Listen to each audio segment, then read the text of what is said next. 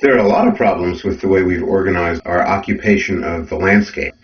Some of them are logistical, social, even spiritual problems, and some of them are ecological and economic problems.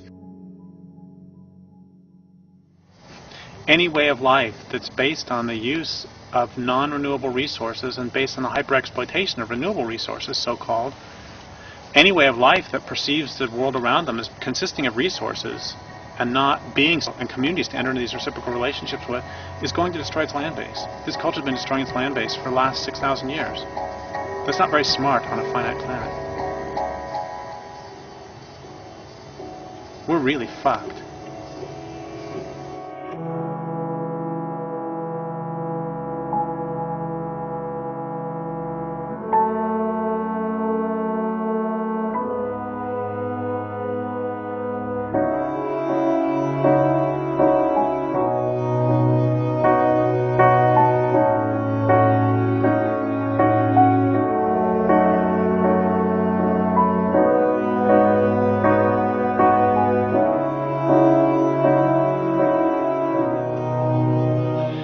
It's basically, these trees are like the structure, they're like the scaffolding that holds up the whole house of a healthy ecosystem.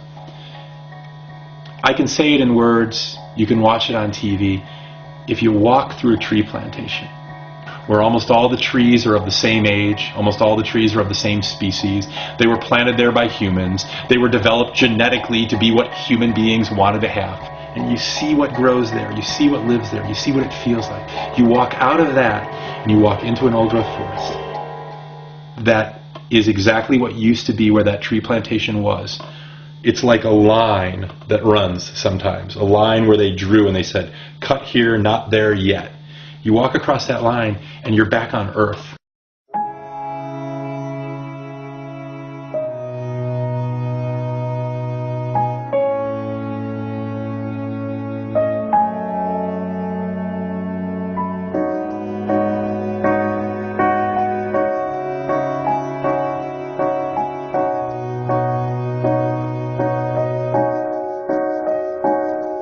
Machines come back after a certain number of years, cut it all down, do it again, and pretend like they can do that over and over. Just like the early farmers in America pretended that they could grow crops without fertilizing until the Dust Bowl came.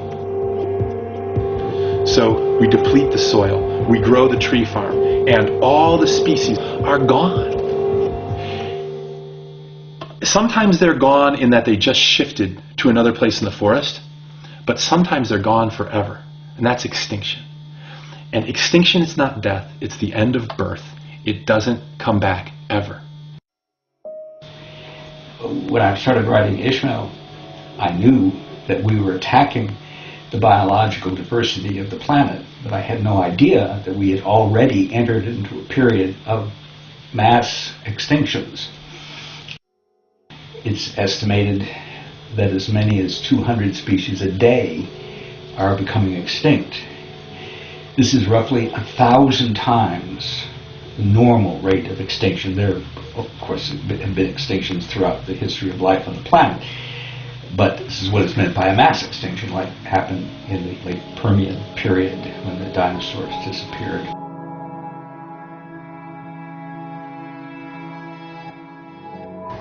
The historical assumptions we have about the, quote, great buildings of the world, the Egyptian pyramids, the European and Asian fortresses, great and marvelous metropolises that we see around us. They're expressions of a civilization and they're great records, okay, but what are they records of? In fact, in most cases, they were created by the oppression of others. And in some cases, the downright slavery of generations and generations of people. And so you think, well, what's so important and valuable about that? What does that mean to us now? You know, we're still doing that today.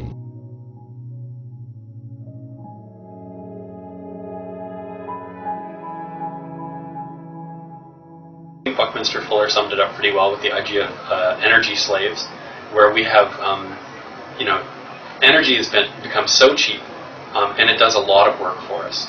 And if you were to convert the kind of the relationship between the amount of energy that each of us use in the city and in this kind of way of living. If you were to compare that energy to the amount of human energy it would have taken in the form of slaves working for us, each one of us would have at our disposal something like 400 slaves. Now this was 1960 some odd when Fuller first calculated this. I would guess it's probably double or triple that by now. Like my guess is I'd probably got 1,000 energy slaves working for me, doing all this kind of work for me. That's absolutely not sustainable.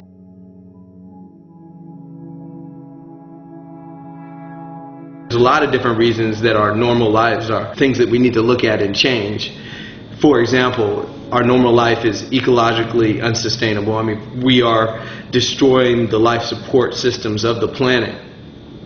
Our normal life also creates huge disparities in health and wealth, which these are both really important issues. They're not anything that's going to cause us to change society or change the structure of the system.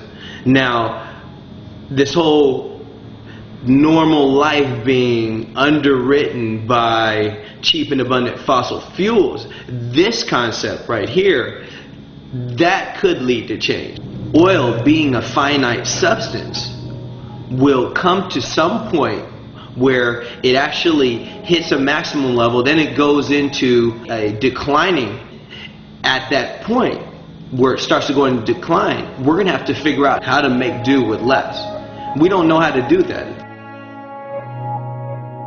A lot of people have very high hopes, you might even call them wishes, that technology is going to come to the rescue and solve these energy problems we have and actually allow us to continue running our stuff the way we're running it. No combination of alternative energy systems is going to allow us to run North America the way we've been used to running it, or even a substantial fraction of it. We're going to have to downscale and rescale and resize and right-size and reorganize all of these systems. When do we run out? And of course the answer to that is very disturbing, because it's not really a matter of when we run out, but when we are no longer able to continue the path of growth, when we're no longer able to have more fossil fuels with every passing year to fuel more shopping malls, more cars, more highways. And that time is basically now. America's housing infrastructure is extremely vulnerable to the problem of peak oil. We've built millions of houses that have to be heated with fossil fuels. So how are we going to heat all of these houses? Most of us are living in places that get really cold in the winter. I mean, you really can freeze to death in places like Iowa and Minnesota and upper New York State. So we're going to have to figure out an alternative to the standard American house and do it really quickly. We need to reinvent our normal lives so that they are not only ecologically sustainable and not only socially just, but we need to make them much, much less dependent on fossil fuels.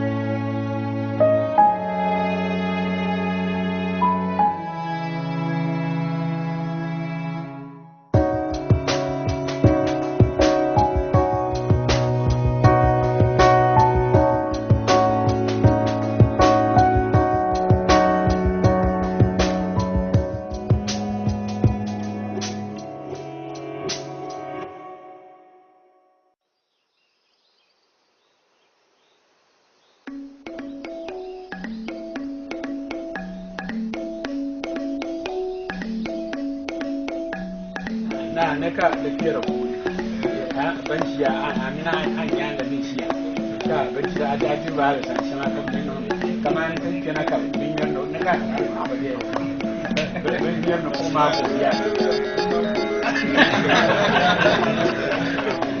na kan ne man na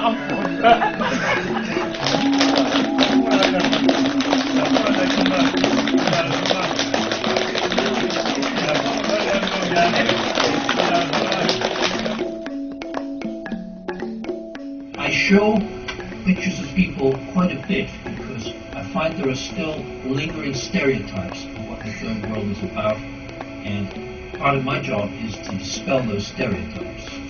So I ask people, do these folks look like they're starving? No. Do they look unhappy? Do they look repressed? Are they badly dressed? Are they the vision of the third world that is projected to us by the media? I didn't see anybody hungry. I didn't see anybody emaciated or looking like the pictures you see of folks starving. I didn't see anybody violent. In all my time there, I never saw a poisonous snake or an elephant or a bare breast or any of those stereotypes one has of Africans. Very hospitable, civilized, lovely people, most of them. I suppose there were jerks everywhere, but I didn't meet them. And I spent quite a lot of time in West Africa.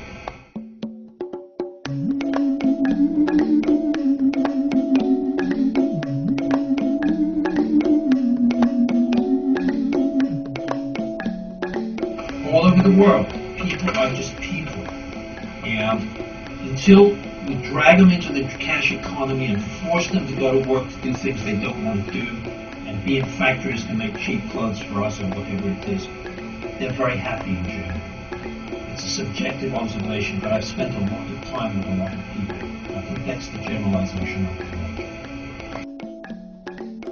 make. We tend to think it's them and us, but then we get looking at who us is, and I realize that our own ancestors not very long ago were actually behaving the same sorts of ways.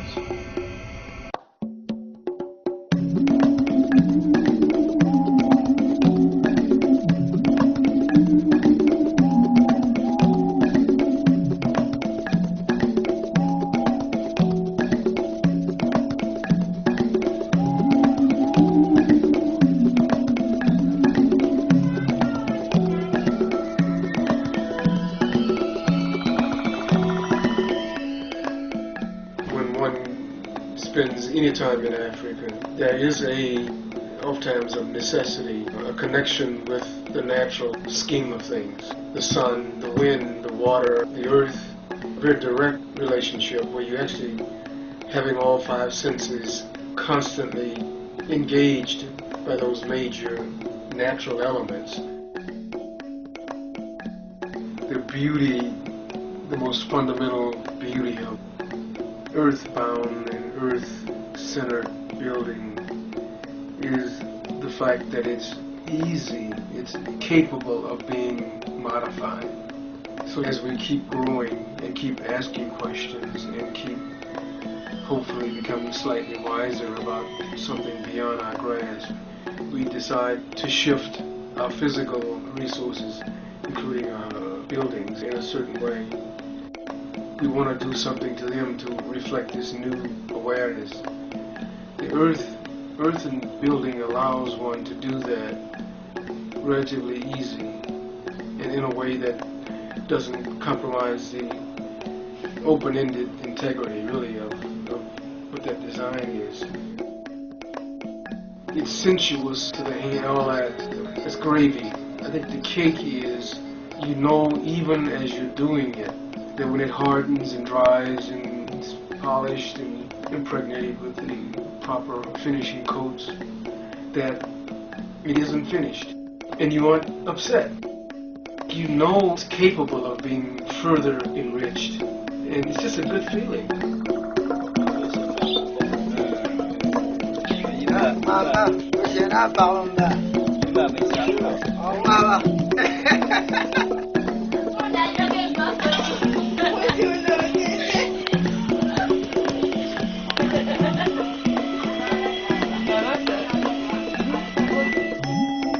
Have something called dawa tree. That dawa leaves, we soak it in water. And you see this gravel. After pounding this, we use the water, watering it. You will see that it becomes brown and strong like cement. So locally, if we don't get cement, that's what we do. And so cement is a new technology. But this is formerly what we used to do. Up till now, some of us are still using it. And it's very good. It's very hard like cement.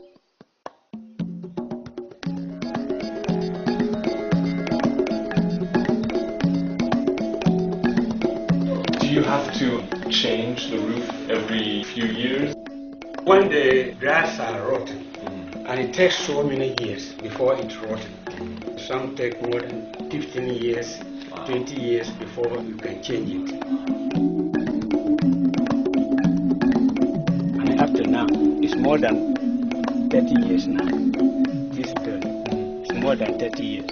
You see, no cement here.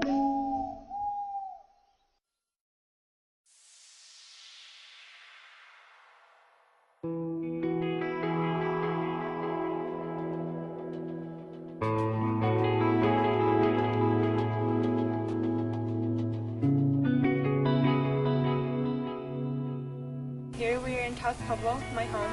This village is over 1,000 years old. Here within our beliefs, we feel that this is the beginning of time. And right here I am in front of my family's home. And everything here is actually all built out of adobe, water, and straw. What we do is we pour the mixture into a long rectangular mold with about 10 different sections. Each section is about 6 inches deep. And we let the mixture set for a few days or so. And once it is dry, we have what we call adobes, which are the bricks that the homes are made out of. And what we do is we put a foundation of adobe brick on the bottom layer, and we plaster with a certain amount of mud on top and make it a nice flat surface for the floor of the home. And then we just build on the inside, from the inside out. Generally, the walls themselves will only be 1 adobe brick thick, and just depending on how each family maintains their home, each home contains over 100 layers of adobe plaster itself, because we do repair our homes very regularly. So in general here we try to keep the lifestyle very simplistic. We live completely for the land and maintaining its beauty and the sacredness to us. A majority of our maintenance process here and the building itself is pretty much well known throughout the tribe. Generally we try to encourage our youth before they reach the age of 16 that they do know how to make adobe brick, because that within itself is a very important legacy of our people here. Maintaining the culture at the same time and the beauty of home. So generally adobe brick and the process of making the home and the process of plastering is pretty much known by all youth by the time they are reaching the age 16.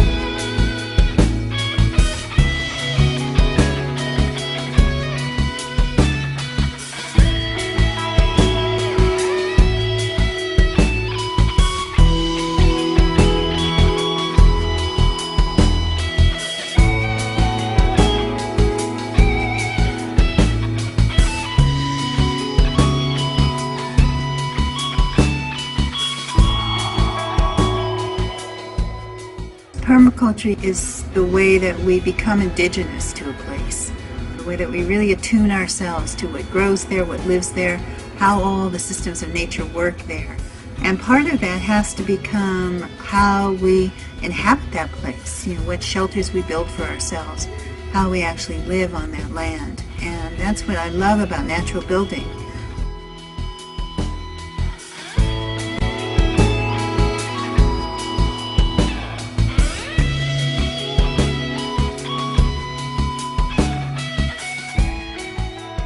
All of our ancestors knew how to do this, and all of them built with mud and with indigenous materials, and all of them knew how to create beautiful things, or at least somewhere in everyone's ancestry, somebody knew. And to just call those ancestors in and ask them to help guide our hands.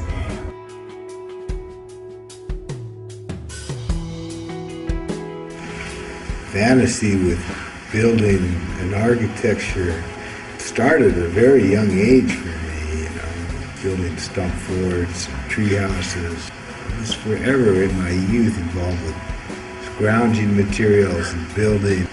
Tree houses pretty much were my main theme in my youth. In high school, I really got into an architectural program. I spent a great deal of my high school time drawing really wild and creative, curvy buildings. I found a really creative builder that I was really impressed with his work. Visited him, looking at it, and I showed him some drawings that I've been doing. And he says, you better go buy a hammer, because nobody's going to build this stuff for you. So I took his advice, I bought a hammer, quit college, and I started to build. I built my first house.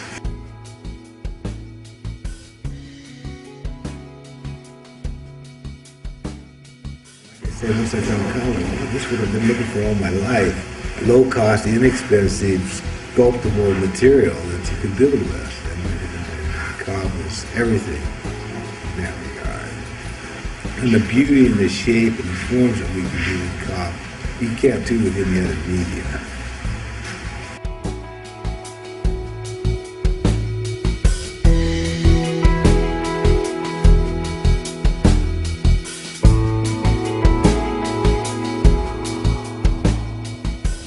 It was a great process of determining what I would be doing in the space, what my needs were, what the needs were if other people were here. So I designed the house with things in mind, like I have a window that's on the south side that has shelving in it for sprouting wheatgrass. And there's a little warm nook that's a good spot for sourdough cultures and yogurt cultures. It's those kind of qualities that really excite me about living in a cob house. It's like a little ship, it's like a little dance that you do in the space, and the more in tune you are with it, the more efficient it gets. Actually, this house was really a fun experiment in planning in all the little exciting things that I could, like the compost chute going through the wall, the PVC pipe goes through, and then it connects to a hood that affixes to the tube and then to a bucket, so it's a closed system. The little altar nook over there, it has a mirror in the back of the niche, and the mirror is actually angled forward so that then when you have a light, a lamp in that nook, it casts the light down onto the table that's sitting in front. So those little things are really exciting.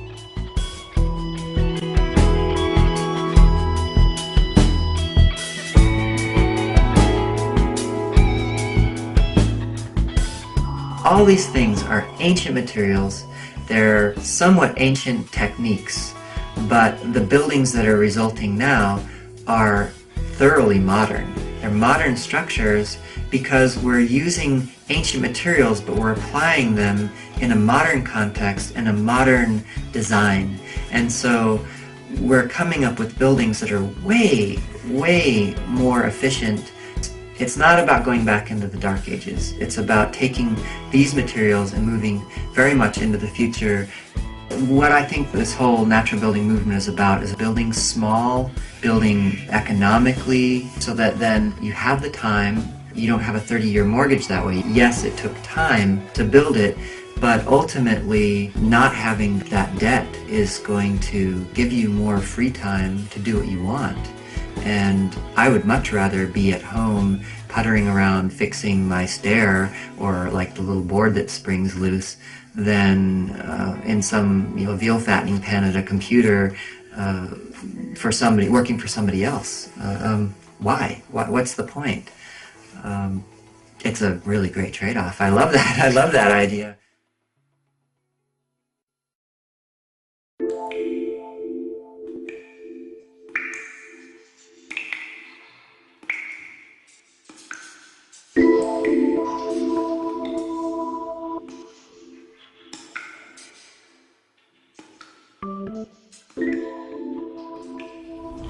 Earth is the building material of choice for 1/3 of the planet. It's alive, it purifies toxins, it is of the place, it has incredibly low embodied energy. It's probably the best building material from a sustainability perspective. It passes the acid test if you do life cycle analysis on Earth materials. If you just look at all of the energy, water, and materials impacts of the entire life cycle, Earth wins, hands down.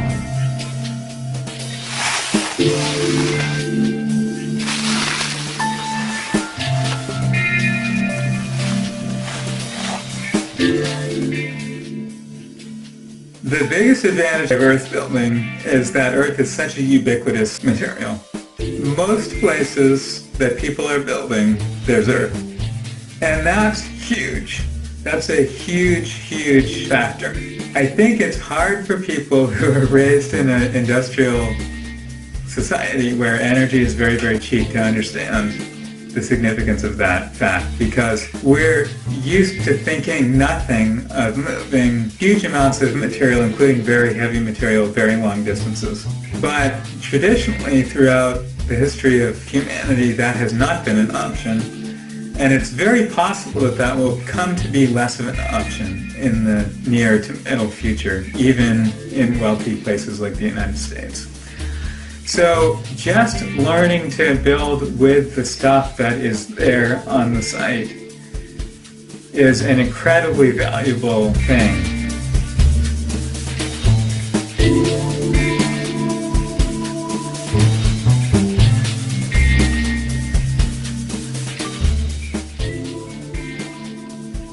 One of the other big advantages that Earth has as a building material is its weight. Because Earth is a massive, heavy material, it has the ability to store heat, or conversely to store coolness over a long period of time. A heavy earthen wall takes a long time to heat up and a long time to cool down. And it turns out that that's critical for efficient passive solar construction. If you want to build a house that is going to be heated mainly with the sun, you need a way to store the heat that's coming in from the sun during the daytime and keep it in the building to release during the nighttime, which is when you really need it. In the daytime, the sun's out, temperatures are high, everything's good. But at night, temperatures are going to drop. You're a lot more likely to be inside your house at night, and that's really when you need that heat. So the thermal mass of Earth, either in your walls or in your floor, can hold and store that heat until you need it.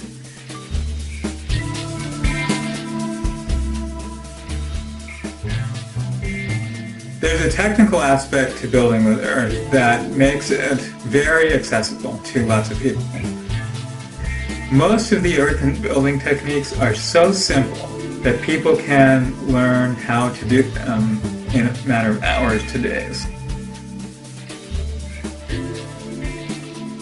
We have lots of experience from Cobb Cottage Company in workshop teaching of people who took, say, a week-long workshop with very little to no previous building experience and went from that directly into building their own homes.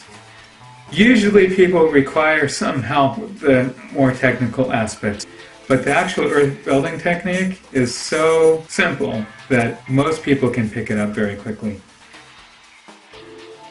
It's very, very easy for people without much training and without much technical background to achieve really spectacular results. In fact, it's practically inevitable.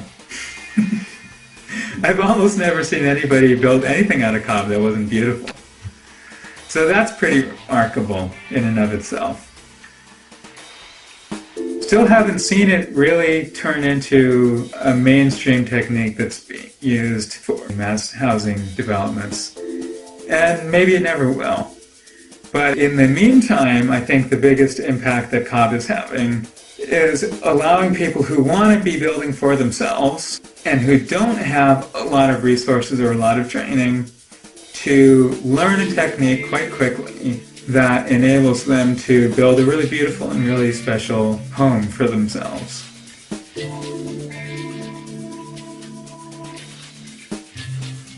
I really do see two worlds. Architects are simply unaware of Earth in all of its forms and variations. They're not specifying it. They're not encouraging their clients to build with it. And then there's this whole world of renegade builders or people that are really fundamentally activists or working from the heart and want to change the world and are deciding, I've got to learn enough about building so I can do an earth building. I don't need to be a builder my whole life, but I need to do this building.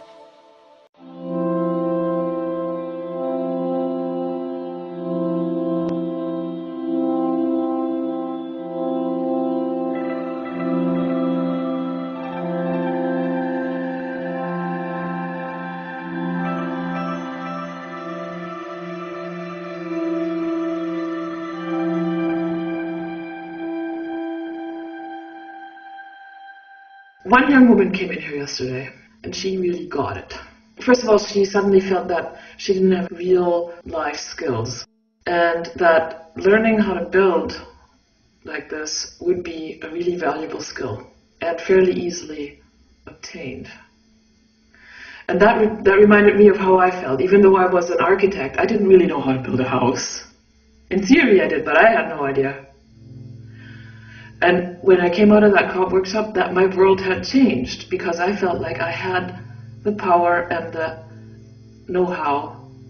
And it's not know-how, it's know-how in the hands to do it. And that changes your world.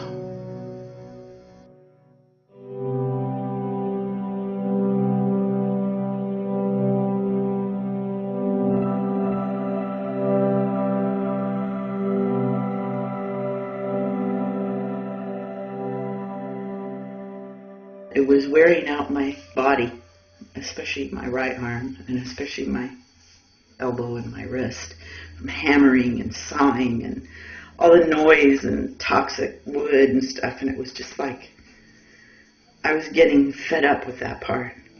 So then when I saw that you could build without having that right armness and that poison and noise, really excludes other people. You don't go up to somebody who's sawing a board and say, "Hi, what you doing?"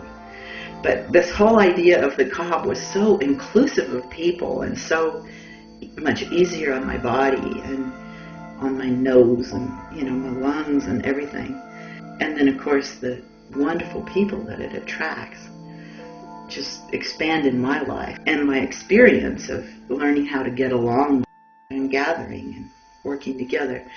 And so it ended up being this much bigger thing than I pictured in the first place, which was just like, oh, this is so beautiful, this is so cool, I want everybody to do it. And then slowly it just became that I don't even care that much about the cob itself. It's the process of the people getting together and sharing and realizing that they can do what they dream, or that they can be freer of the expectations that have been put on them.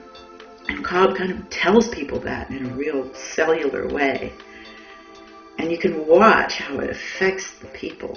At first they're kind of skeptical and asking technical questions and, frowning. And then by about day 3, they're just laughing and they're covered in dirt and they're having conversations, deep conversations about what they maybe could do in their life. But it seems to be a standard sort of evolution process that humans go through when they're cobbing and working together and giving up that, okay, we have to look good and clean and, I'm doing what I'm doing and you're doing what you're doing, where you just eat together and you work together and create together and make decisions together. It's just selfish. I don't do it because I want to save the world. I do it because I want to save myself.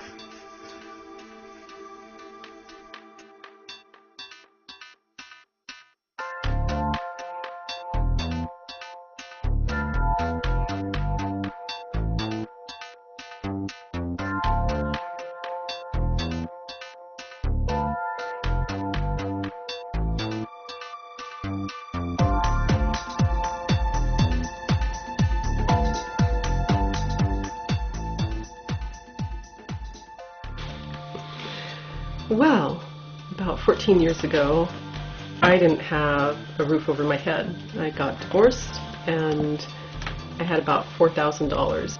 One of the things that was most important was to get that roof over our head. I was advised by friends and family to get a little mobile home and park it either here on my parents' property where I'm at or somewhere else. And I just didn't want to. I felt that I had learned a way of building a house. I had taken the first cob cottage workshop and had learned how to build cob, and I felt that if my parents said I could park a mobile home on their property, why not build my own little house? So I did.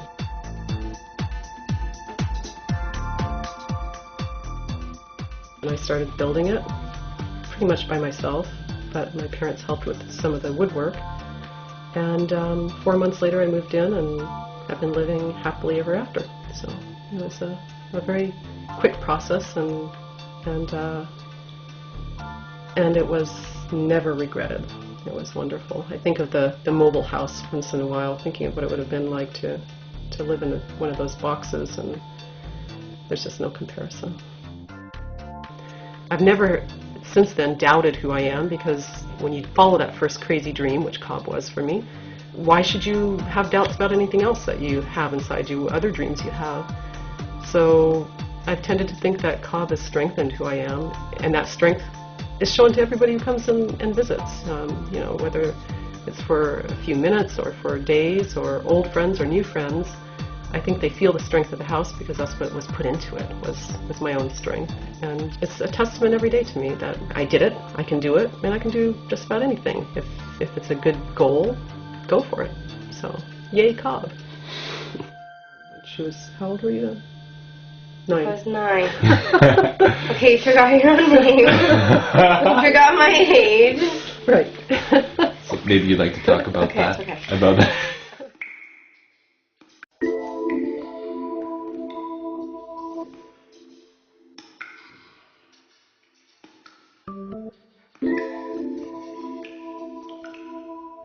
What I did is I went into my county building department with my very pretty simple sketches. And I said, so I want to do this. What do I need to do? Will you accept these or whatnot? And they said, well, you need to give us plans that are stamped by an architect. And so I said, okay, off I go to an architect.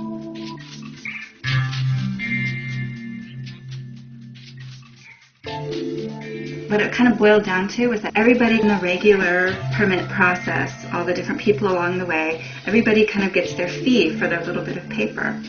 And so, okay, I want to give you your fee and I want my piece of paper, so let's just make this work. And that's kind of what it almost boiled down to. I just paid all these people along the way. Everybody got their little bit of money, and I went back into the county. And they said, okay, well, great, looks great. As long as it somewhat resembles the plans, we'll okay it. And that was that. And everything worked out. I did it.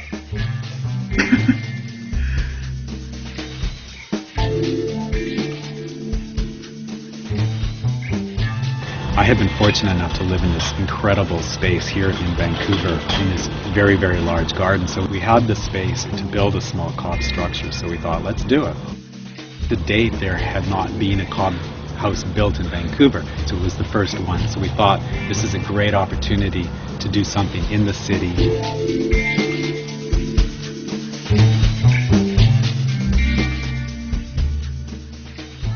And at that time, not many people knew about it. Certainly building officials didn't know, so that's why we kept it under 100 square feet. So we didn't have to deal with code or permits and any of that. Yeah, I mean, people love it. People just love it. I mean, people fall in love with it. It's pretty cool.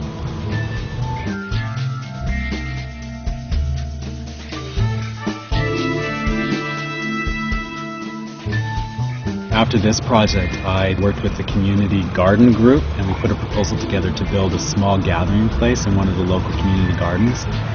The arts and culture representative with the Parks Board thought it was one of the best proposals that she'd seen. A year later, there was the opportunity to build a popcorn stand in Stanley Park. The Parks Board approached me to build that building, and of course I jumped on the opportunity. I mean, Stanley Park is the premier park in North America. It's one of the most beautiful parks in the world, and thousands of visitors go to Stanley Park yearly. So it would be an amazing opportunity to showcase cob building. It was very, very exciting. I think we're at a turning point in the city where the city is seriously looking at sustainability and really interested in showcasing sustainability projects. So it's great timing now to get involved in cob.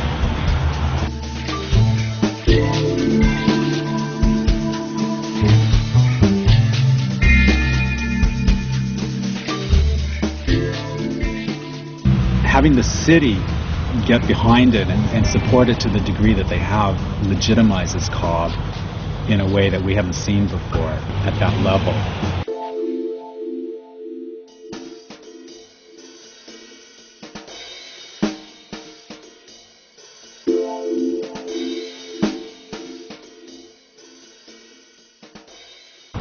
As well, the university was very interested in doing some seismic testing, and they made available their labs, the seismic shake table, and everything for us at no cost. So Steve Lay, who was my partner in the project, he coordinated the seismic testing, so he built a scale model, and we were able to test it.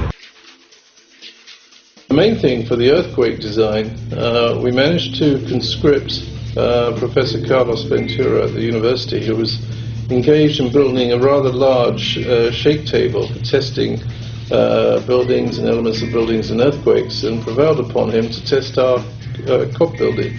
So a half-scale model was built using exactly the same techniques as would be used in the full-scale model, and the building was put on the shake table and tested to destruction. And I will say it defied all expectations and survived the testing very well until they put on an earthquake that was about 3 times the maximum credible earthquake that could possibly occur in Western Canada, and managed to crack the thing up. Even at that stage it didn't actually collapse, but parts of the walls fell out. But it would still have met the criteria of the building code that that building did not collapse, and people, any occupants, could evacuate the building without injury.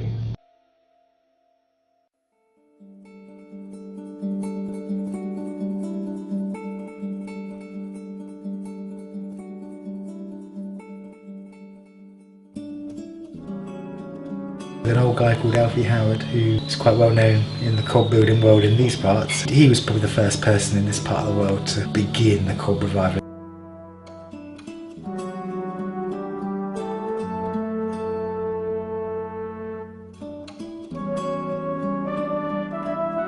In 1936, they got a church wall, and over the years, the weather had put pipe down. He come down, and they insisted that he had to be put back as he was before, because he was listed.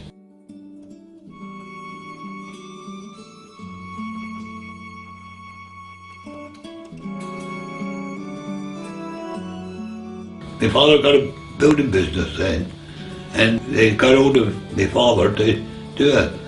And he got my oldest brother and me up there doing it. And he taught us how to do it. Because he'd learned it from his father, that would be my grandpa, and that's how it's come to starting Cobb. That was in 1936. Well, it's the simplest thing of all. You'd be surprised what you can put up in a day. It really is. Well, see, that's only 8 years ago, wasn't it? But treading Cobb, when it's got any big job on, I usually have make a pen and put 2 little bullets in there and get somebody to keep them walking, say, and they tread the Cobb.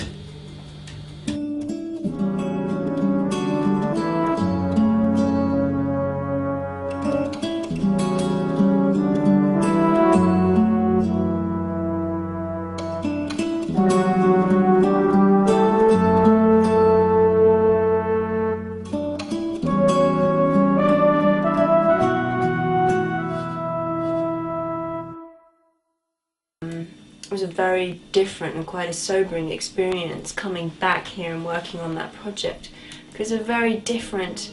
For a start, the method is different. You use a pitchfork, so you really don't get your hands in it, and it's a very different kind of. I would say in the States, it's in the way that we were taught. It's that very sort of tactile, touchy-feely. You know, you put all your heart and your soul into it. Whereas we came here, and it felt like we were on a sort of a conventional building site really, but just the material was different. So the approach was still quite conventional and conservative. It was just a different material. But I come from this history of tradition instead of from a new wave of a new movement. Let's use this as an eco-material. Did you hear what this table is?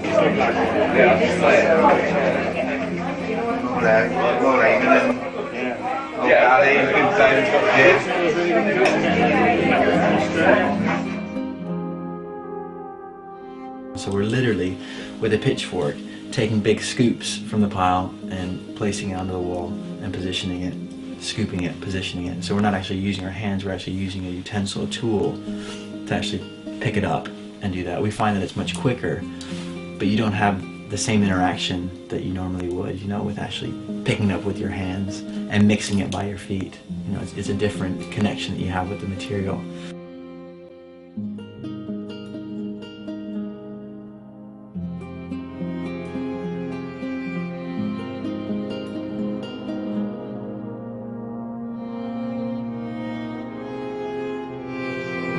Yeah, I mean, I use a JCB now. I've only recently got, I've been building in cold, I don't know, 15 years or so, and I only got the JCB 2 years ago.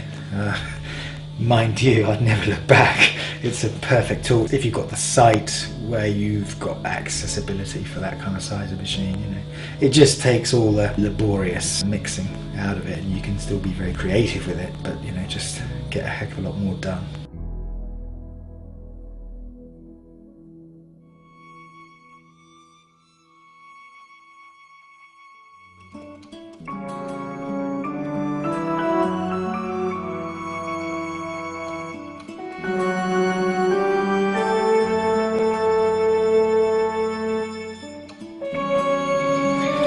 Well, this whole structure has been designed by an engineer, or at least, you know, I might have designed it, but he's checked it all, he's designed all the beam sizes, he's designed the roof structure itself. I mean, basically cob is incredibly strong compressively.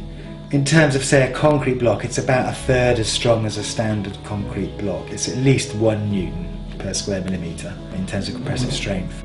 Considering you generally tend to build quite wide walls anyway in a building which needs to be well insulated, so you can spread the load, any point loads, over a bigger area. It's really not an issue whether it's structurally up to it. I mean, it's easily structurally up to it. Sites are very expensive in this part of the world, so you kind of have to make the most of a site to make it economically viable. I mean, this house here, you know, you're £1 million house. They're very valuable properties in this part of the world, really. We're not looking at cheap housing here, it's high quality end of the market. I come at it because I think it's just a great material to use, you know, and a more satisfying way to build, and something I can feel happy with to leave behind, you know. But I also think it's quite important to be part of the mainstream and bring it in, because it's taken more seriously by everybody then. Working away doing very simple building techniques, and somehow I got this award from the Queen, and she invited us to come to Buckingham Palace, and so we spent the evening at Buckingham Palace. She just said that she was very interested in what we're doing and reviving traditional skills and traditional crafts. And people who are dealing with hierarchy and people who are in governmental system and building system, you know, they do sort of perk up a bit if they know that we're dealing with those sort of people. You know, they'll take it a bit more seriously, especially when it comes to building codes and things like that.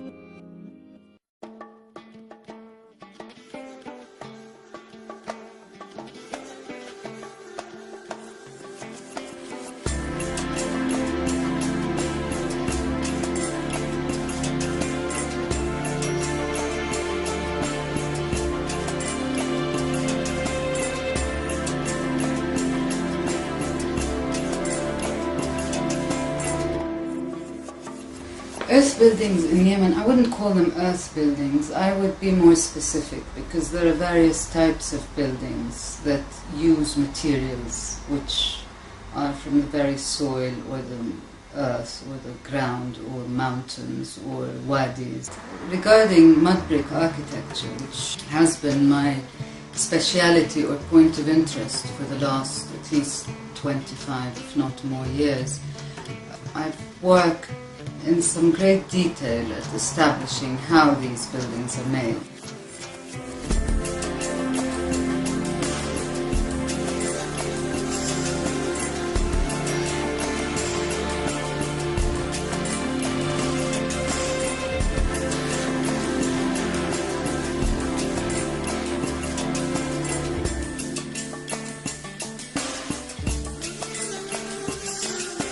I'm not an historian, so I don't like to attach dates to buildings. The buildings I've worked on definitely go back to 200, 300 and some more years, but we know for a fact that these buildings have been there since pre-Islamic times, so we're talking of civilizations as old as Saba, Queen of Sheba. And I think if you go back to Genesis, you'll find the mention of both Shibam and Tarim and Hadramut in the Torah. Now how they're made is extremely complex because Yemen is one of the most sophisticated civilizations that has maintained and continued to construct its buildings and its architecture with these materials. When you've got 7 and 8 and 9 floors constructed in sun-dried mud brick, it's already a huge feat, both engineeringly and construction-wise, and when it comes to design, it's superior.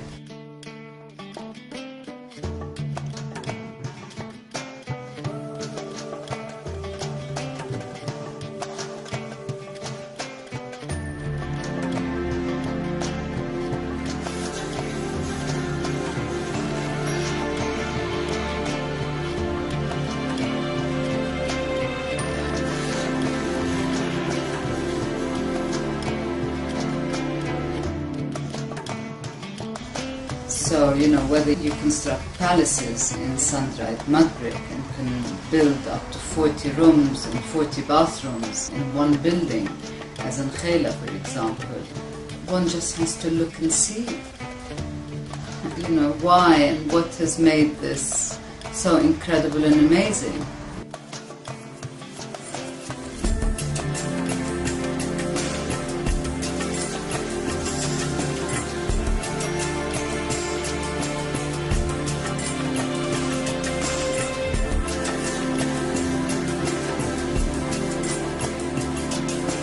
You know something, apart from trying to be philosophical or sounding scientific about the ecology of these buildings, essentially the fact that this architecture has worked so well for hundreds of years for its inhabitants, and it's an architecture that can identify as a culture, as a deep, profound culture, which is very closely related to the socio-economics of communities that have lived there and that have mastered and been the masters of this civilization for so long, I think in itself ought to acknowledge the importance of it ecologically and otherwise. I think the best way to compare it ecologically or to discuss it or identify it as ecologically viable or sound or sustainable is just compare it with the ugly, mediocre, imported Western forms of buildings that are being used there, which are commercially viable because they fit into a more speculation market kind of economy. Culturally devoid, completely.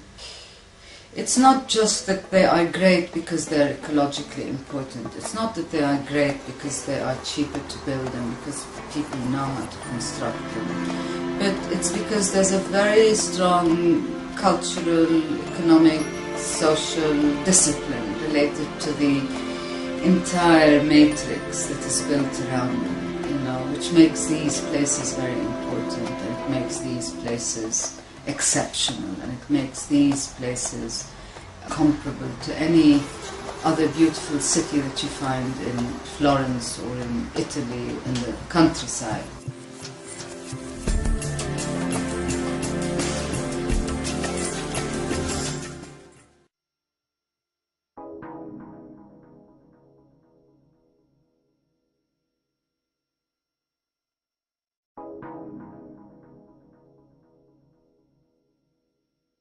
So if you look back at the history of humanity, or if you look at what's left of indigenous people, you quickly come to understand that human beings evolved to live in small, what we call human scale, for a good reason, small groups of people, face-to-face communication, the experience of being in close communion with other people.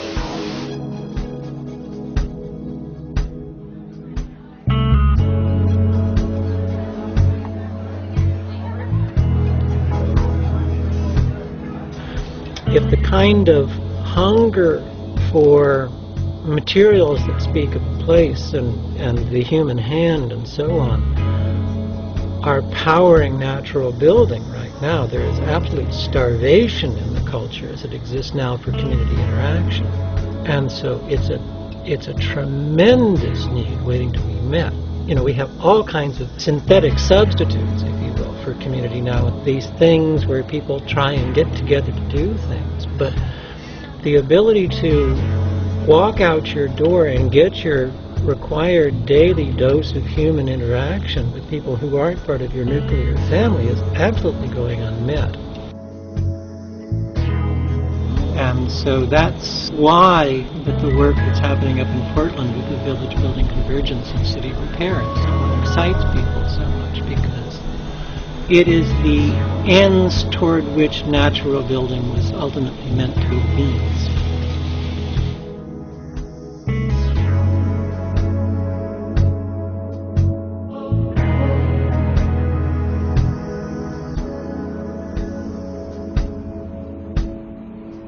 None of the people who have ever lived on this street or who will ever live on this street have ever had a say in how their lives would be organized. None of them ever said, for instance, hey, let's move the functions of living away from the functions of working. Let's disintegrate those things so that when we come home at the end of the day after working with people we don't tend to get to know, let's live among people that we don't tend to get to know. No one ever said, hey, let's make everything bilaterally symmetrical as far as the eye can see, north, south, east, and west, and let's do it to every city west of the Ohio River all the way to the Pacific Ocean. San Diego, Seattle, Portland, St. Louis, Chicago. What effectively happened was the great commons of this land was converted into a commodity. Locating the great commons there in the intersection is just simply to recognize that where our pathways come together, so do our lives. This is the most profound principle of urban design, the intersection. The idea that you enable people to intersect however you can to enable them to communicate and to meet each other, to facilitate events, things that happen. It's about facilitating communication, not just the movement of goods and services. It's about helping people to build relationship. Everything goes on in the piazza, and I suppose you could say conversely that if you don't have a piazza, if your neighborhood doesn't feature even one public square, how much is going to be going on? That principle of build it and they will come, or build it and something will happen. What if it's not there? What if you think you have freedom of assembly and nowhere to assemble? In fact, in the United States, we have fewer outdoor gathering places and indoor gathering places than probably any other country in the history of the world. And also the most acute social isolation and its associated problems of any first world country. I'm going to take you into Portland, Oregon now to show you our great experiment with that city.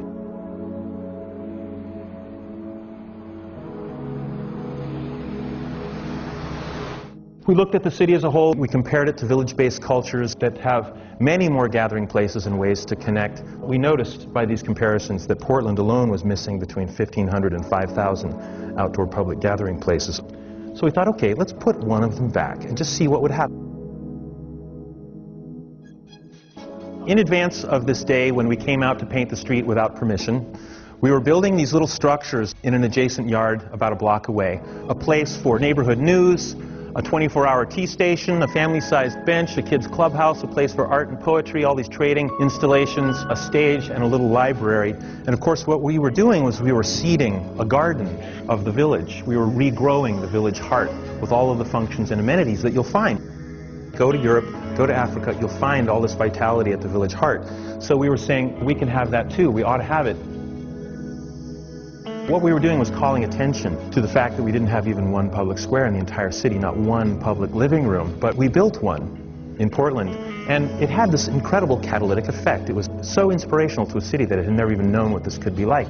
It said that there is a place where we all belong, where time and space is not for sale. It was so successful in building community, it's just the barn raising. It's not even a new idea. It's an old idea that is our absolute birthright. Get together, do something that uplifts the common life, build relationships that way, dance, eat together, wake up the next day with new ideas, not so afraid of each other or the world. So very logically here in the Sunnyside neighborhood, you see the neighborhood taking their emblem, the sunflower, their logo, and laying it down on the street. So it's a very exciting thing. You just build an example, people experience it spatially, and then they can start to talk about it, and then other people will want to do it.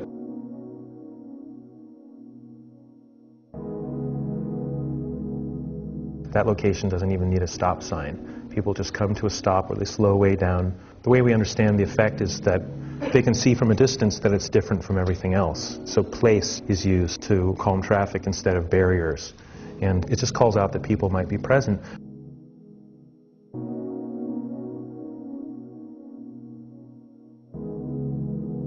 Those are small projects, and so are these. And each one of them is really a node. It's a way that people connect, intersect with each other. It's something that draws them, attracts them, gives them something to talk about.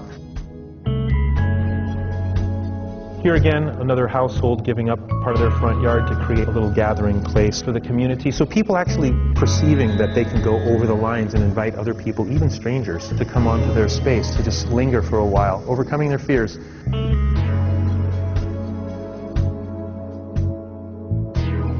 This is called the Memorial Lifehouse, where a young man named Matt Shekel was crushed by a large truck that went through this stop sign. His bike was locked to the base of the stop sign, and people kept bringing flowers and mementos. And he was very popular in the alternative transportation culture. His mother would come and sit on the corner and cry. And finally, one of the neighbors, the woman who lives on this corner, who had held Matt when he was dying in his last few moments, she came out and invited people to just take a piece of her property and make a memorial to Matt's life.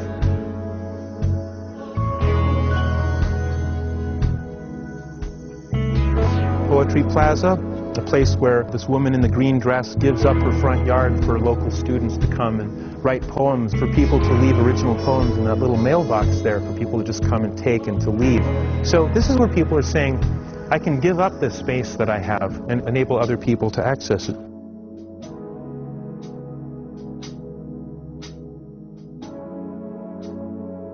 This is one of the biggest things that we've ever done. This is a building that's made out of all recycled and natural materials. Even the steel is recycled. It's a facility that takes stuff that's going to the dump, filters it, and sells it back to the public. Old 2x4s, toilets, stuff like that. Tons and tons of stuff goes out of the waste stream, including what the building itself is made out of. But it's just profoundly important to embed our new understandings and visions and awarenesses as a society in the physical landscape around us so that we can see that our understandings are shared and that the world is changing.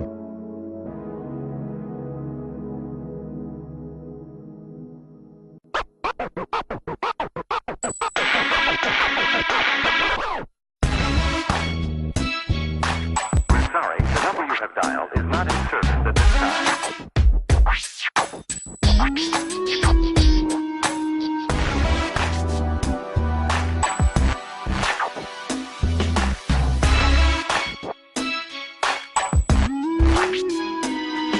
This community is a historical neighborhood. It's been here since the 1800s.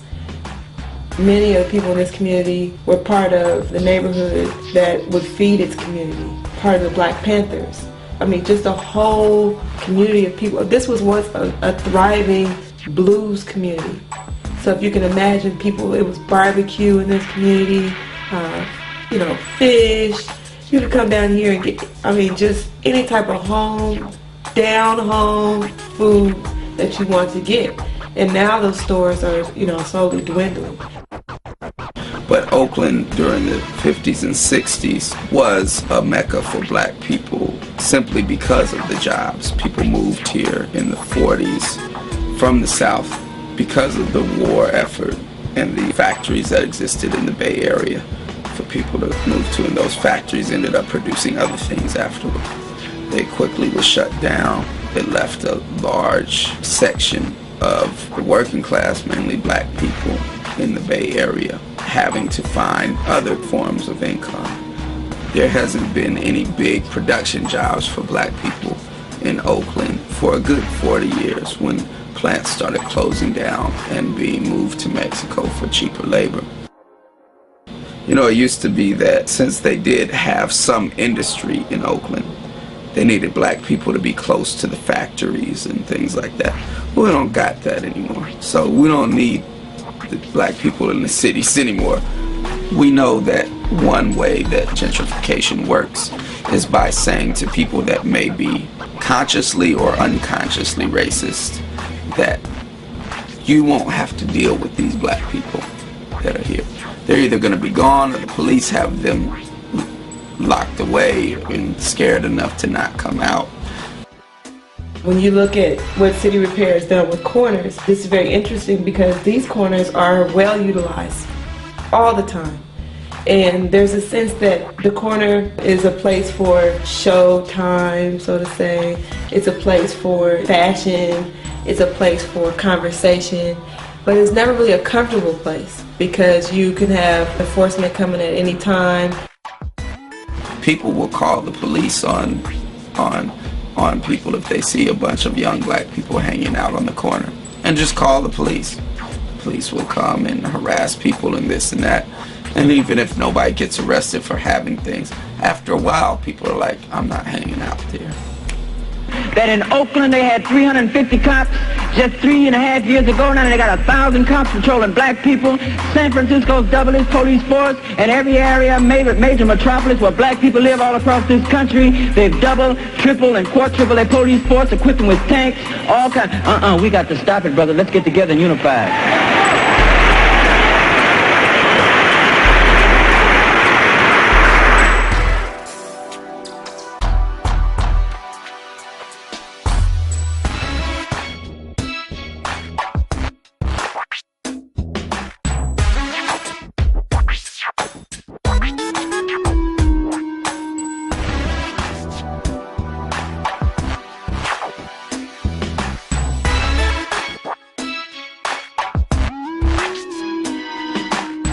The first thing I thought was, seriously, it's like a new revolution.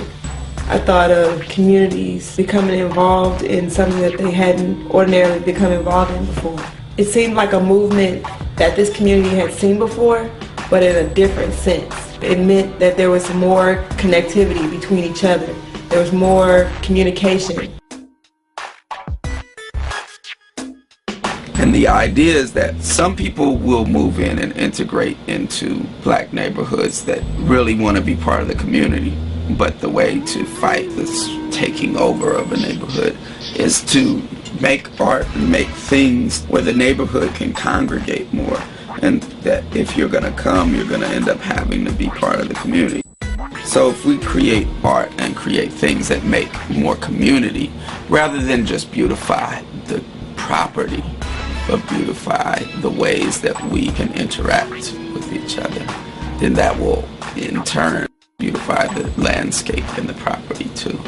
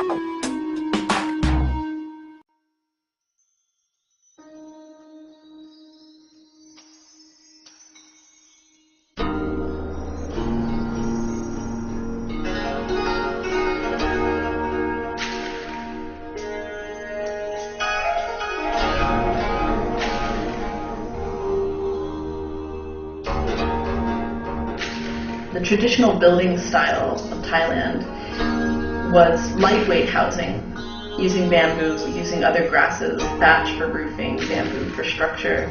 People didn't really use a cash-based economy. It was barter-based, and they had what they needed. It's about 30 years ago that the cement industry started spreading itself throughout the world. People were drawn to cement housing, concrete, because it's more permanent and takes less maintenance and care than something like bamboo. people, farmers and villagers who had always had within their villages the resources to take care of themselves and their families were beginning to depend on the dollar. The reality of housing oneself and housing one's family meant that people were going into lifetimes of debt. Earthen building came in as a replacement for that. I was in Thailand and was on a little fishing boat, and the man behind me I thought was pretty interesting. So we struck up a conversation, and within 10 minutes he shared with me he was the director of one of Southeast Asia's kind of most established activist training centers near Bangkok. And I shared what I was doing, and he invited me to come teach in Thailand. We didn't know what the results would be or who would be interested. We did a 10-day workshop, and hundreds of people got turned on. We started helping villagers get out of debt and learning again how to be self-reliant when they have the option to build with earth and create long-standing homes that would serve them well. So earthen housing now in Thailand is really an alternative to the environmentally and financially costly cement housing.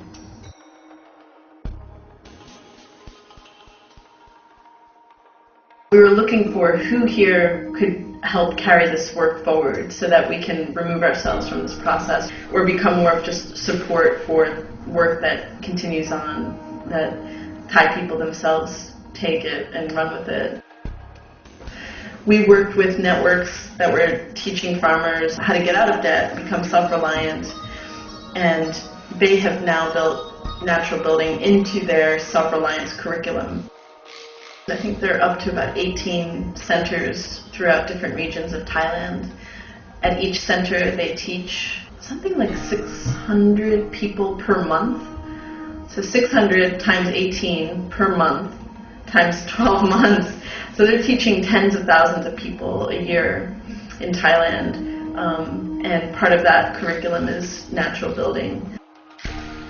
Yeah, and the story in Thailand is fantastic. It's really an incredible success story of natural building and a larger natural building movement and the way it can help transform on a deep social level. It's wonderful to be involved with this work and do a program or a project and watch the exponential potential of what can happen.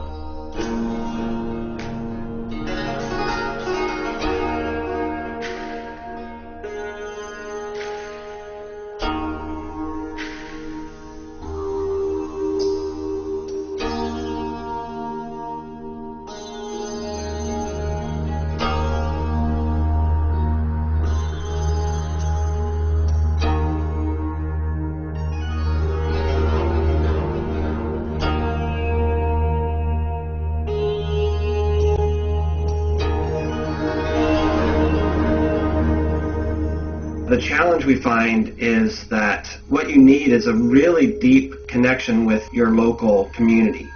And coming from outside, that takes time. If you're going in as a bunch of people who are wanting to help or do good or something, it just becomes just a continuation of that same paradigm. But once you realize that if you're traveling to a place, you are getting as much, if not more, out of that experience than the people that you are working with, then it becomes more of a two-way street, and there's a sense of partnership for a mutual goal. And that becomes a different thing. And I think it increases the possibility of success because there's less of an imposition of an idea that's coming from outside, but more of a, hey, let's figure this out together. One thing to me that's beautiful about natural building is that you don't have to speak the same language as the people you're working with, because the language is more about the body and the mud and the materials. When I first worked in Thailand, I was working with people many of whom we didn't speak the same language, and it was so much fun, and they were so into it, so energetic, and I had never before worked with people who so smoothly just flowed together. not much organization had to happen, not much talking and planning. It just happened. And I think working with people who are connected to a village-based culture where there's a sense of cooperation and doing things together regularly, that just filtered through everything we did there. I learned so much more about the spirit of cooperation and having a really good time on a site.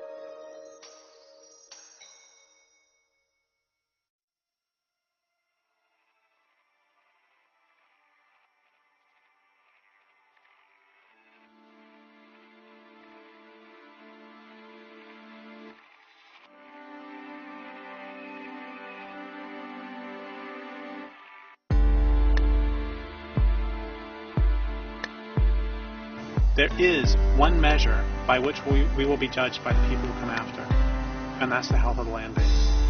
That's the only thing that matters. The only thing. They're not going to care for nice people. They will care that they have water to drink, and that they have food to eat, and that they're not being poisoned, and that the planet hasn't gone to runaway global warming. That is what matters.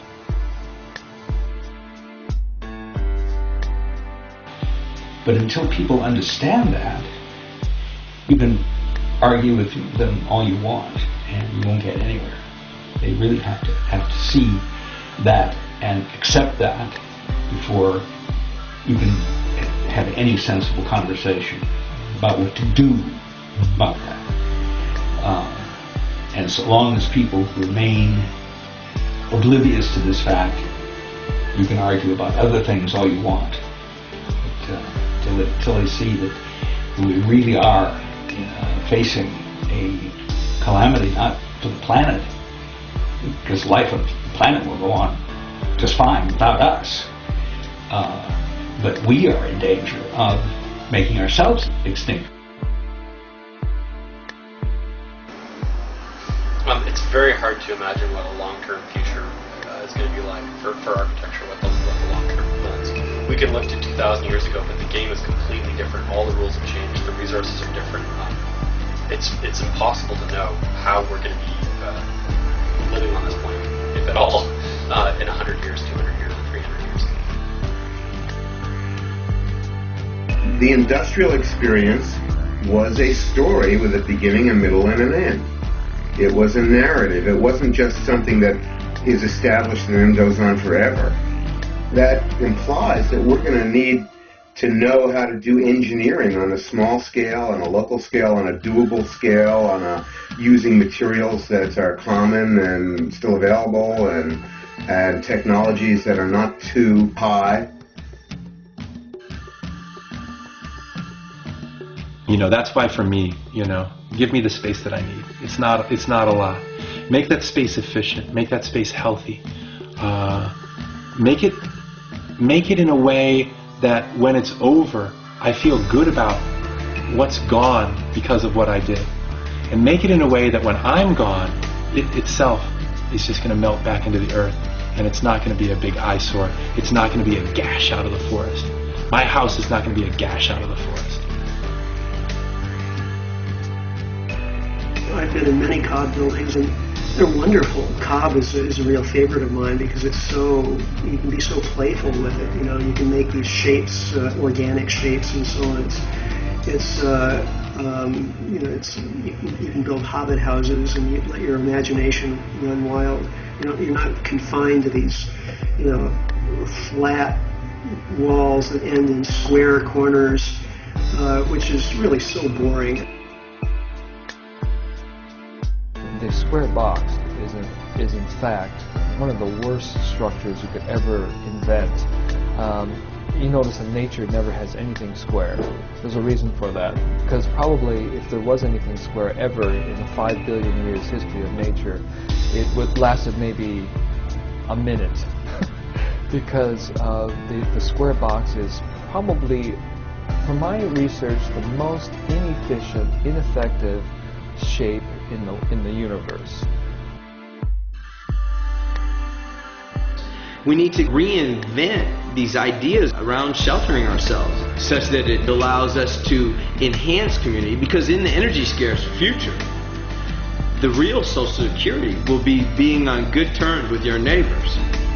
So we need to figure out how our living arrangement can support that, can support us being on good terms with our neighbors, being friends, being there, showing up for other people who live near us. Is it possible to offer people a different cultural paradigm? What's really important to us is our relationships with the people around us, our relationship with the place that we live, our relationship with the stuff in our lives that we eat, that we clothe ourselves with, that we build with. By focusing on those relationships, I think there's a positive ripple effect that will lead out into the rest of the world.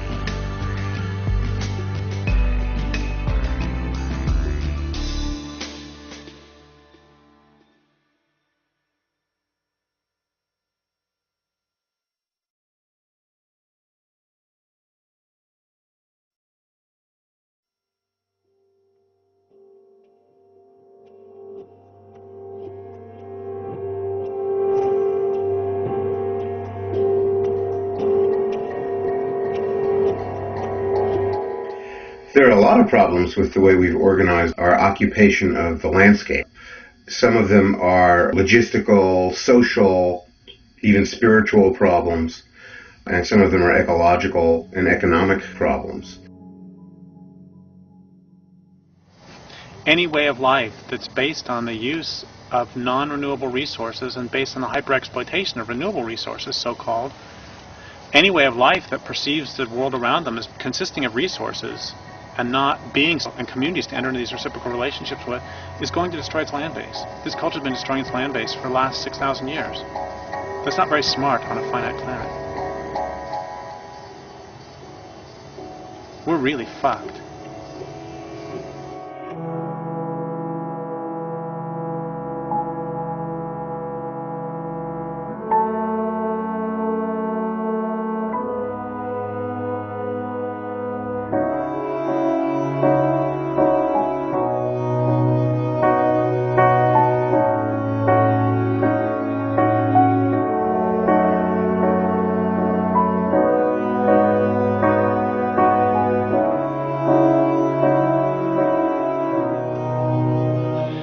It's basically, these trees are like the structure, they're like the scaffolding that holds up the whole house of a healthy ecosystem. I can say it in words, you can watch it on TV. If you walk through a tree plantation, where almost all the trees are of the same age, almost all the trees are of the same species, they were planted there by humans, they were developed genetically to be what human beings wanted to have. And you see what grows there, you see what lives there, you see what it feels like. You walk out of that and you walk into an old-growth forest. That is exactly what used to be where that tree plantation was. It's like a line that runs sometimes, a line where they drew and they said, cut here, not there yet. You walk across that line and you're back on Earth.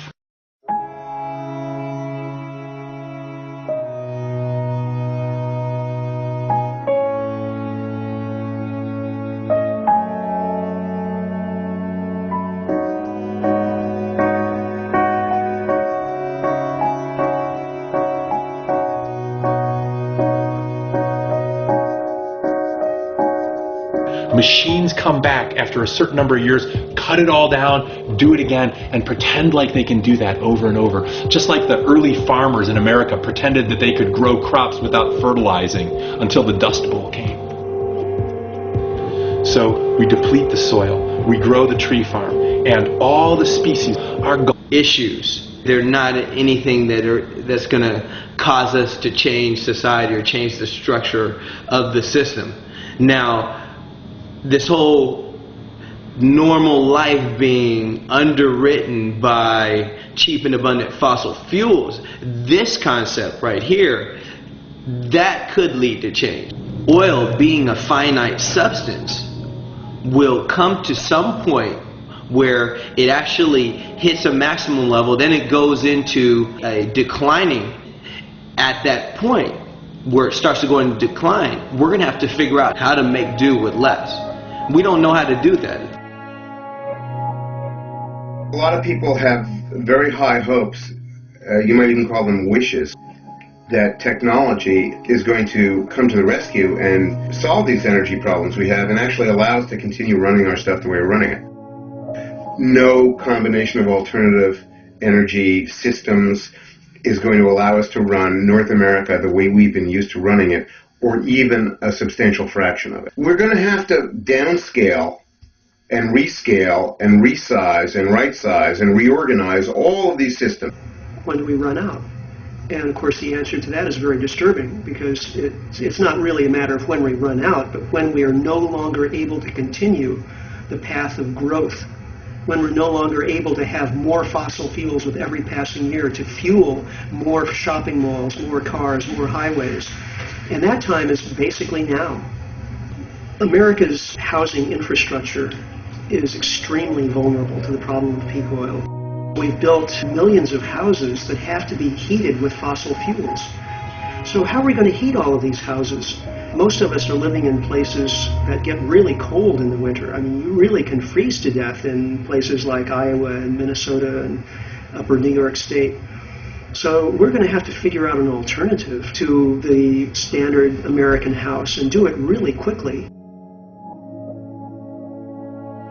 We need to reinvent our normal lives so that they are not only ecologically sustainable and not only socially just, but we need to make them much, much less dependent on fossil fuels.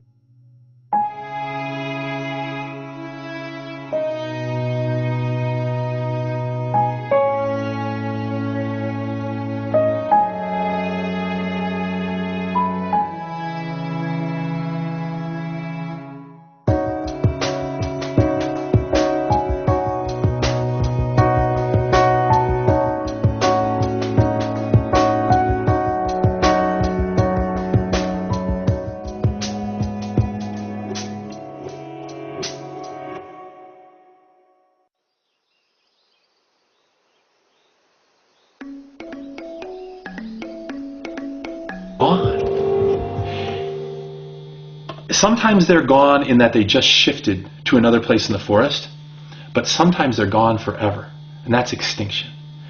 And extinction is not death, it's the end of birth. It doesn't come back ever.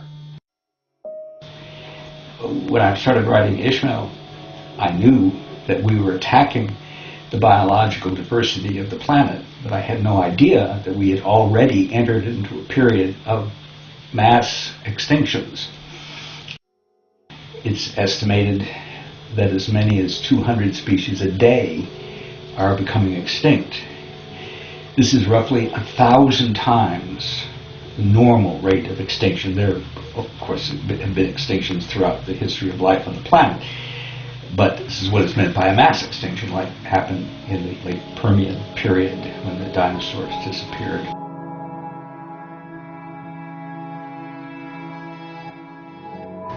The historical assumptions we have about the, quote, great buildings of the world, the Egyptian pyramids, the European and Asian fortresses, the great and marvelous metropolises that we see around us. They're expressions of a civilization and they're great records, okay, but what are they records of? In fact, in most cases, they were created by the oppression of others. And in some cases, the downright slavery of generations and generations of people. And so you think, well, what's so important and valuable about that? What does that mean to us now? You know, we're still doing that today.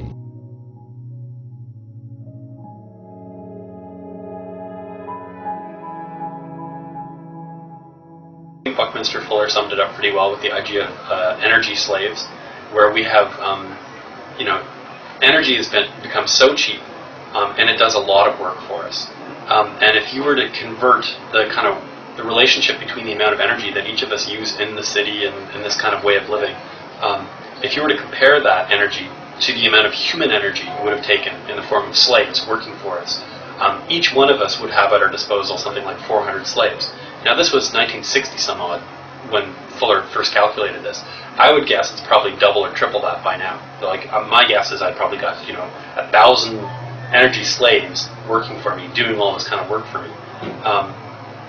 That's absolutely not sustainable.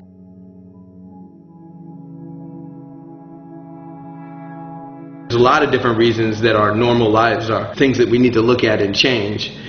For example, our normal life is ecologically unsustainable. I mean, we are destroying the life support systems of the planet. Our normal life also creates huge disparities in health and wealth, which these are both really important.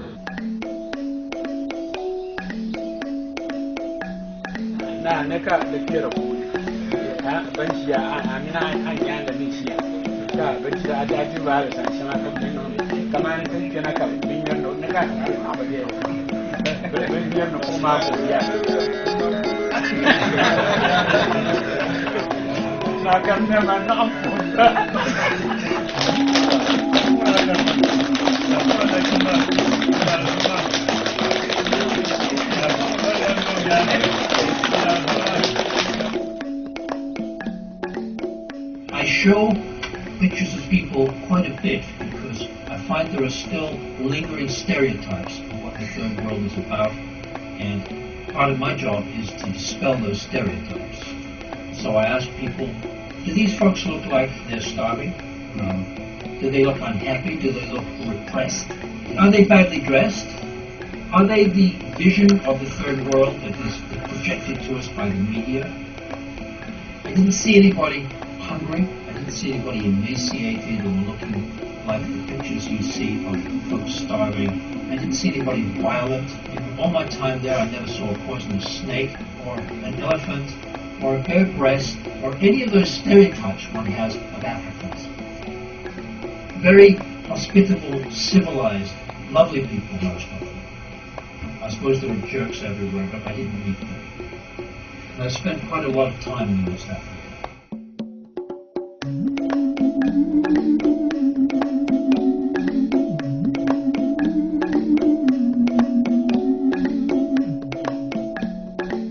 All over the world, people are just people. And until we drag them into the cash economy and force them to go to work to do things they don't want to do, and be in factories to make cheap clothes for us or whatever it is, they're very happy in general. It's a subjective observation, but I've spent a lot of time with a lot of people. I think that's the generalization of it. We tend to think it's them and us, but then we get looking at who us is, and I realize that our own ancestors not very long ago were actually behaving the same sorts of ways.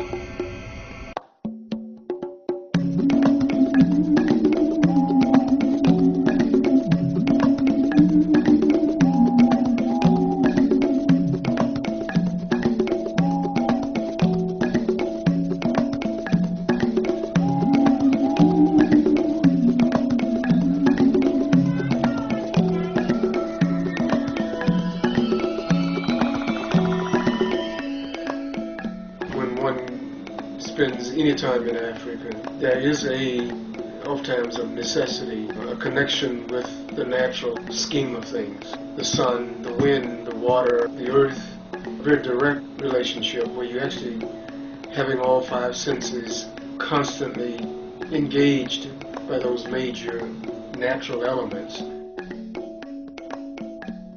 The beauty, the most fundamental beauty of earthbound and earth-centered building is the fact that it's easy, it's capable of being modified. So as we keep growing and keep asking questions and keep hopefully becoming slightly wiser about something beyond our grasp, we decide to shift our physical resources, including our buildings, in a certain way. We want to do something to them to reflect this new awareness. The earth and building allows one to do that relatively easy and in a way that doesn't compromise the open-ended integrity, really, of what that design is. It's sensuous to the hand, all that. It's gravy. I think the cake is, you know, even as you're doing it, that when it hardens and dries and it's polished and impregnated with the proper finishing coats, that it isn't finished. And you aren't upset. You know it's capable of being further enriched. And it's just a good feeling.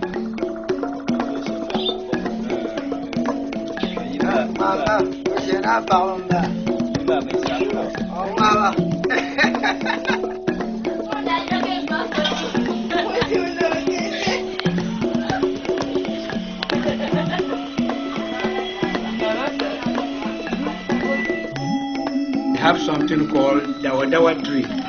That dawa leaves, we soak it in water. And you see this gravel.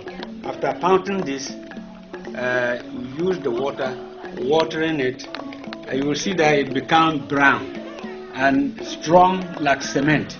So locally, if we don't get cement, that's what we do. And so cement is a new technology. But this is formerly what we used to do. Up till now, some of us are still using it. And it's very good. It's very hard like cement.